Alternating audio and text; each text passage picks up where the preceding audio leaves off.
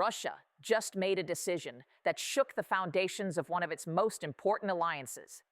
In January 2025, while the world was focused elsewhere, something extraordinary happened in Moscow. Iran's president traveled to the Kremlin expecting a security guarantee. What he received instead changed everything. For the first time in modern history, Russia explicitly told Iran it would not defend it militarily, even though Tehran had just spent 2 years keeping Russia's war machine running. This isn't speculation. This is documented fact. And what happened next revealed the brutal reality of modern geopolitics. I'm Sophia Hart, and you're watching Sophia Hart Reports. If you want to understand the real power dynamics reshaping the Middle East and what this means for global security, hit that subscribe button and turn on notifications. You won't want to miss what comes next.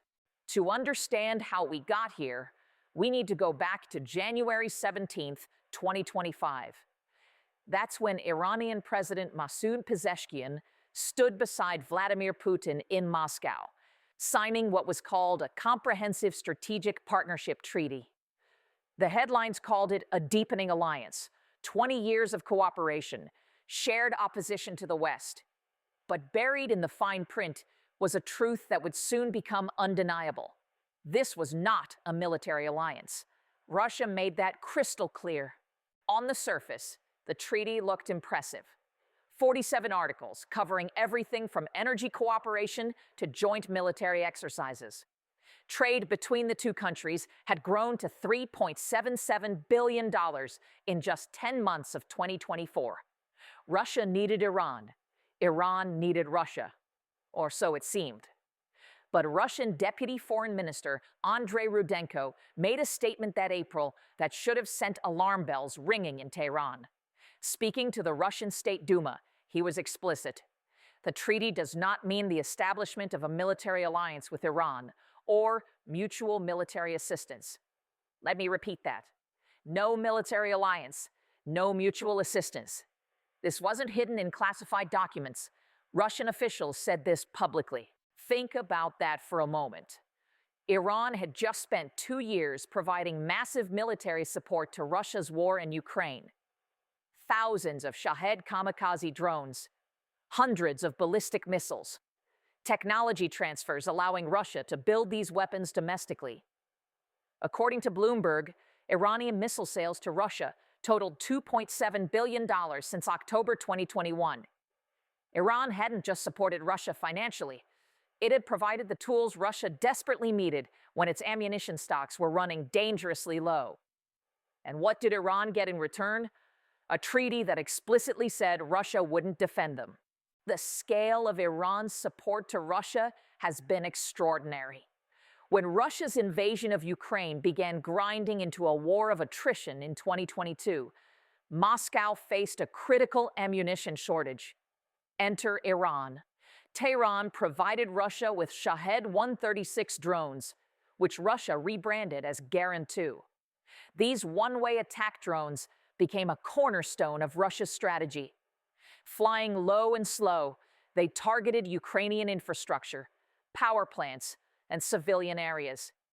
Ukrainian President Zelensky acknowledged their impact, saying Ukraine was producing about 1,000 drones per day, but it still wasn't enough to counter the Russian onslaught. But Iran didn't just sell drones. It transferred the entire production technology. Russia built a massive manufacturing facility at the Alabuga Special Economic Zone in Tatarstan. By 2025, this plant was producing Iranian-designed drones entirely on Russian soil. According to Carnegie Endowment analysis from November 2025, Russia was producing approximately 2,700 drones per month. Some Ukrainian estimates put total long-range drone production even higher, at 5,000 per month.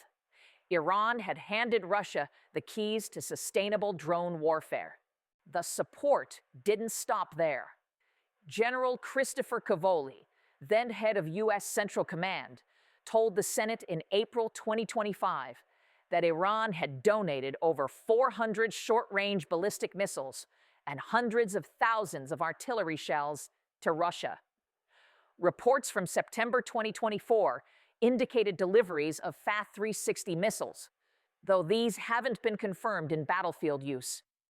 The European Union sanctioned Iranian airlines and procurement firms in October 2024 for their role in these transfers.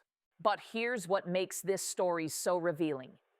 By late 2024 and into 2025, Russia's need for Iranian military assistance was actually decreasing. Not because the war was ending, but because Russia had diversified its supply chains. North Korea emerged as a major supplier.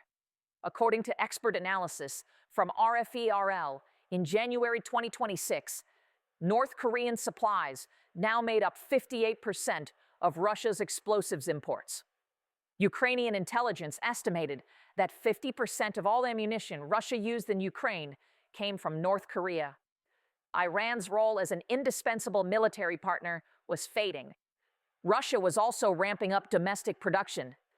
A February 2024 report from the Royal United Services Institute noted Russia planned to produce some 750 ballistic missiles and 560 cruise missiles in 2025. Russia no longer desperately needed Iran the way it did in the first year of the Ukraine war. And this shift in dependence would prove critical when Iran faced its own crisis. Meanwhile, on the technology front, Russia had essentially absorbed Iranian drone know-how. The Alabuga plant was churning out Iranian-designed drones with mostly Russian and Chinese components. As one Carnegie analyst put it, Iran had already lost its status as an important military partner for Russia that it enjoyed during the first months of the invasion. Then came June 2025. On June 13, Israel launched Operation Rising Lion. It was the moment Tehran had feared for years. Over 200 Israeli fighter jets struck dozens of Iranian nuclear facilities, military bases, and infrastructure installations. Key nuclear sites at Natanz, Fordo, and Isfahan came under attack. Nuclear scientists and military commanders were killed. Israel seized control of Iranian airspace. What followed was 12 days of intense conflict that became known as the 12-Day War. Iran responded with over 550 ballistic missiles and more than 1,000 drones targeting Israeli cities. Israeli air defenses intercepted many, but some got through, hitting neighborhoods in Tel Aviv and Haifa. On June 22nd, the United States entered the conflict directly, launching bunker-buster strikes on Iran's most critical nuclear facilities. American B-2 bombers and submarine-launched missiles hit Natanz, Fordo, and Isfahan. Iran fired back at the U.S. Al Udeid Air Base in Qatar. By June 24th, a fragile ceasefire brokered by the United States brought the fighting to a halt. According to various sources, the war left at least 639 Iranians dead and over 1,300 wounded, though other estimates put casualties even higher.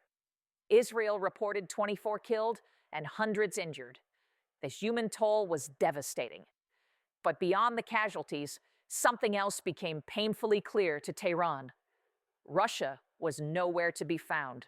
During those 12 days, while Israel struck at the heart of Iran's nuclear program and the United States dropped bombs on Iranian soil, Russia's response was notably muted. The Russian Foreign Ministry condemned the strikes. Putin said Iran had a legitimate right to enrich uranium. Russian officials called the situation alarming and dangerous, but that was it. Words, not weapons, not air defenses, not military intervention. According to multiple sources, including the Moscow Times, in mid-June 2025, Putin was asked directly what Russia would do if Iran requested military assistance.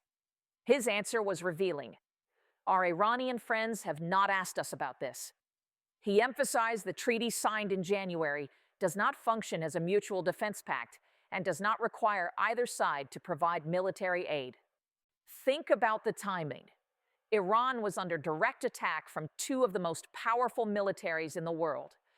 Israeli F-35 stealth fighters were operating over Iranian airspace with impunity. American bunker busters were penetrating deep underground facilities. And Russia, Iran's supposed strategic partner, was saying Iran hadn't even asked for help. Whether that was technically true or diplomatic cover, the message was unmistakable. Russia was not coming to Iran's rescue. Multiple analysis pieces from institutions like CSIS, Carnegie Endowment, and the Washington Institute all reached the same conclusion. Russia's support for Iran was confined to diplomacy. Moscow offered to mediate. It condemned the attacks at the UN Security Council. But it did not provide the one thing Iran actually needed: military protection. The story gets even more revealing when we look at what happened at Iran's Bushehr nuclear power plant. Bushehr is Iran's only operating nuclear power plant, built by Russia with about 700 Russian specialists working there, according to Iran International reporting from November 2025. During the June conflict, Rosatom chief Alexei Likachev made a stunning admission. Russia had actually evacuated some of its personnel from Bushehr. The Insider reported on June 20th, 2025, that Russian staff had been pulled out due to the ongoing Israeli airstrikes. Likachev warned that a strike on Bushehr could cause a catastrophe comparable to Chernobyl. Putin personally discussed Bushehr's safety with both U.S. and Israeli officials to ensure Russian workers wouldn't be harmed. Think about what that means. Russia was more concerned about protecting its own citizens than defending Iran's sovereignty.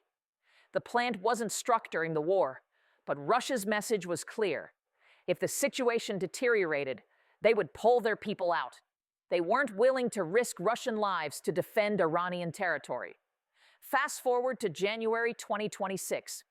As tensions between Iran and the United States escalated again, with Trump issuing new threats, Rosatom announced it was ready to evacuate staff from Bushehr if necessary. Reuters, Anadolu Agency, and TASS all reported Likachev's statement.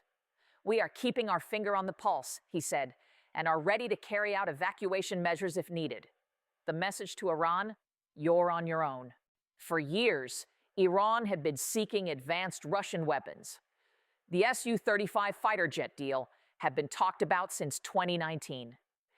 Iran's Air Force was desperate to replace its aging fleet of American F-14 Tomcats and F-4 Phantoms from the 1970s. During the June War, these antiquated aircraft were essentially useless against Israeli F-35s. Iran needed modern fighters. Russia had promised them, but delivery after delivery was delayed. It wasn't until late 2024, according to leaked Russian documents published by United 24 in November 2025, that Russia actually began building Su-35s for Iran. The leak showed 16 aircraft in production, with delivery scheduled between 2025 and 2027. Some reports suggest a larger order of up to 48 jets exists, with Iran paying 6 billion euros. But here's the catch. These jets won't arrive for years, and even when they do, they won't change the strategic balance. Meanwhile, during the actual war in June 2025, Iran had no advanced Russian aircraft to defend its skies. No Su-35s. The S-300 air defense systems Iran did have, supplied by Russia years earlier, were destroyed by Israeli strikes in October 2024, according to reports from the national interest. When Iran needed Russian military technology most, it either wasn't there or had been rendered ineffective. Why did Russia take this approach? The answer lies in cold strategic calculation. Russia is fighting its own war in Ukraine. It needs every weapon, every missile, every bullet. Giving advanced systems to Iran means those systems aren't available for Russian forces. But it goes deeper than resource scarcity. Russia's relationships in the Middle East are carefully balanced. Moscow maintains ties with Israel, despite supporting Iran. Russia wants to be seen as a mediator, a power broker. Taking sides in a direct Iran-Israel war would burn bridges with Tel Aviv and potentially with Arab Gulf states. Multiple analysts have noted Russia's historical pattern of sacrificing allies when its own interests are at stake. Just as Russia reduced its support for Assad in Syria when it needed forces for Ukraine, it was willing to let Iran stand alone when push came to shove. The Washington Institute noted in analysis that Russia's approach is to prioritize its own needs and avoid overcommitment to anyone. This isn't new. It's the Russian playbook. Some observers suggested Russia might even benefit from the Iran-Israel conflict. Higher oil prices help Russian revenues. Western attention diverted from Ukraine gives Moscow breathing room. A weakened Iran becomes more dependent on Russia economically, giving Moscow leverage. From the Kremlin's perspective, Iran's crisis created opportunities. The 12-day war exposed just how vulnerable Iran actually is. Despite decades of missile development and revolutionary rhetoric, Iran's conventional military capabilities proved limited against a technologically superior adversary. Israel demonstrated it could strike anywhere in Iran with near impunity. The United States showed it could penetrate Iran's deepest bunkers. Iran's network of regional proxies, Hezbollah in Lebanon, militias in Iraq, Houthis in Yemen, couldn't change the battlefall dynamics when direct state-to-state conflict erupted. According to analysis from the Institute for National Security Studies in Israel, published in December 2025, the war was a strategic humiliation for Tehran. Iran's deterrence was undermined. Its air defenses were shown to be inadequate. Its nuclear program, while not completely destroyed, suffered serious setbacks. The Pentagon claimed in July that the strike set Iran's nuclear program back 1 to 2 years, though some analysts disputed this, suggesting Iran had moved materials before the strikes. The political impact inside Iran was severe. Protests erupted across the country. The regime responded with mass arrests. Amnesty International reported in August 2025 that Iran had executed over 1,000 people in 2025, many following the war, in what was described as a shocking spree aimed at suppressing dissent. Supreme Leader Khamenei's authority, already questioned due to age and health issues, was further eroded by the military failure. Iran's pivot to Russia and China, what Tehran calls its Look East policy, was supposed to insulate it from Western pressure and provide security guarantees. The strategic partnership with Russia was a cornerstone of this strategy. Membership in BRICS and the Shanghai Cooperation Organization was meant to signal Iran's integration into a new multipolar order led by Beijing and Moscow.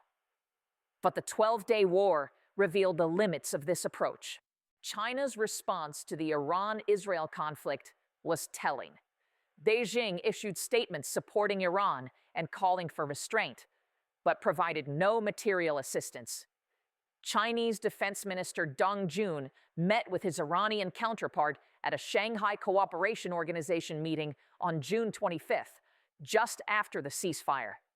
He spoke about the need for multilateral coordination and condemned hegemonic acts.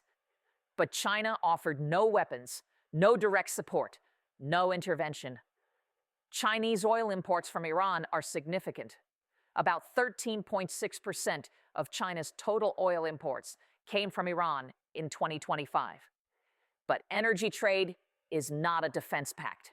As Carnegie analysts noted, Russia and China's responses to the 12-day war reflected disparate interests they were trying to balance.